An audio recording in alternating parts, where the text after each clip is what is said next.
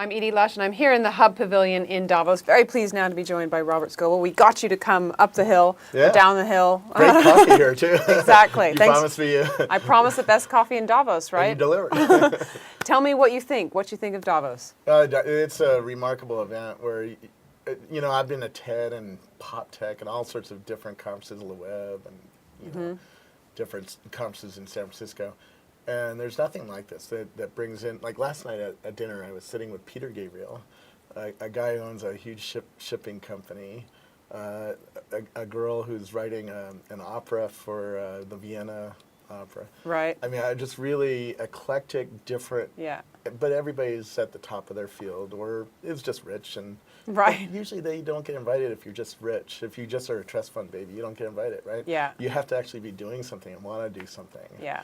And so it's a quite remarkable place. As a journalist, it's like sort of mana, isn't it? It's a candy store. Well, it's even better than a candy store because a lot of these people you can't get close to. You know, like I was hanging out with Mark Benioff, the CEO of Salesforce.com, and he doesn't have a PR team here because they can't afford to bring everybody that usually protects him. And so you get to talk with him and meet Bill Clinton and then Mark Benioff. And exactly. It's very difficult to go back to your normal life. Totally. So tell me, I mean, you obviously go around the world. You talk to a lot of technology executives. We're at Davos. Technology follows the money, or money follows the technology. I wonder if you could give me your take on that. Well, in the hallway, I've been interviewing all sorts of different people, and one of them was Hubert Burda, who is one of the top publishing executives or publishers. He's like the Rupert Murdoch of Europe. Right. And he got started. Germans are great engineers. He got started in the typesetting business, in the printing business, and that's a German mindset, right? Right. Building something out of metal that contacts paper. They'd be great at that. Right? But now he's being pushed into a new world where you deliver the information not through a typesetter, but onto the iPad or onto, you know, an Android device, and so he's having to rethink his business and buy new businesses, and that's sort of what he was doing was figuring out who should I acquire, who should I hire, who you know, where do I move my business into the modern world? And that was interesting. You talked to Michael Dell. You know, I met Michael Dell, and he's having to react to the same thing. The iPad, you know, you can see it all over the Davos. All these executives have iPads now in just a year, right? So he's having to react to that. And it's interesting to watch him react to that.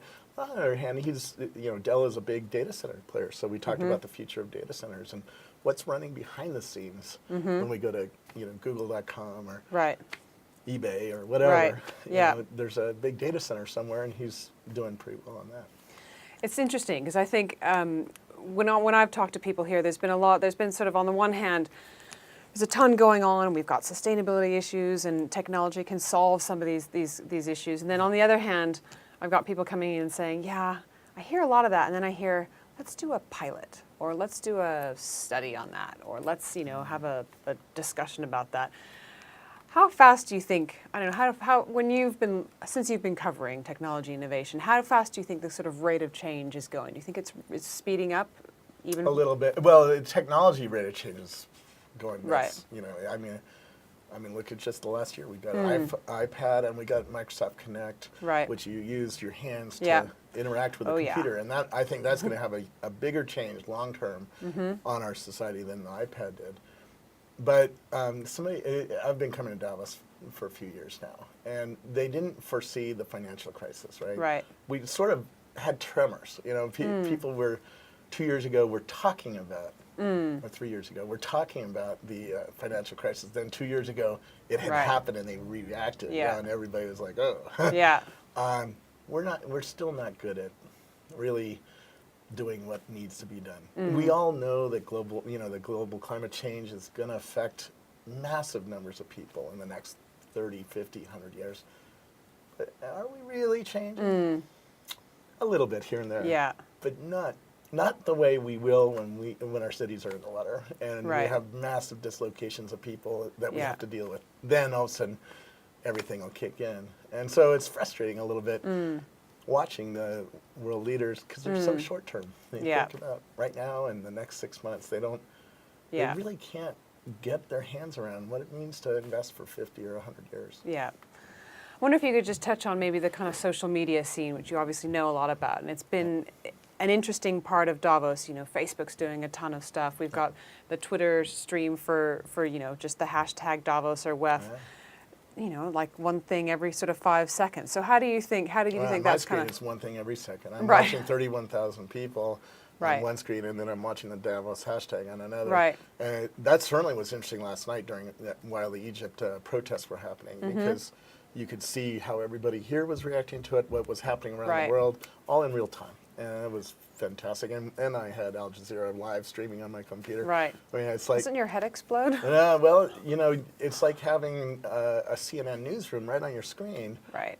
which is what I wanted for 20 years. Right. That's why I remember being in journalism school and going, I want the Associated Yeah. Press on my computer. Yeah. And now I have it. It's Right. great. And do you think it makes a difference? Do you think it's made a difference, for example, in Egypt? And I mean, there's been a bit of discussion about that, but I'd love to get your take. It has, but Egypt turned off the internet, so it's hard Right. to really show that it has. But certainly we're seeing real-time reports, even when the internet shut off. Societies are still pretty porous. Al Jazeera was broadcasting live TV Right. right from their window. You can't Right. shut down everything. You know, satellite phones still work, satellite trucks still work. Yeah. You can't shut it all down, and so news still leaks out.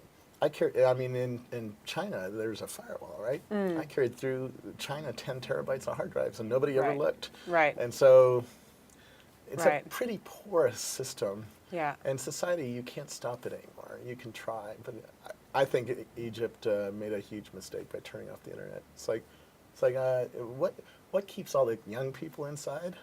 Right. Playing on the internet. Oh, Yeah. let's turn that off and throw them all in the street. Right. You know, really stupid. Right. Bad move. Bad move. Robert, thanks very much for coming into the Hub Pavilion here Thank in you. Davos. It's been a delight to talk to you, and I'm Edie Lush.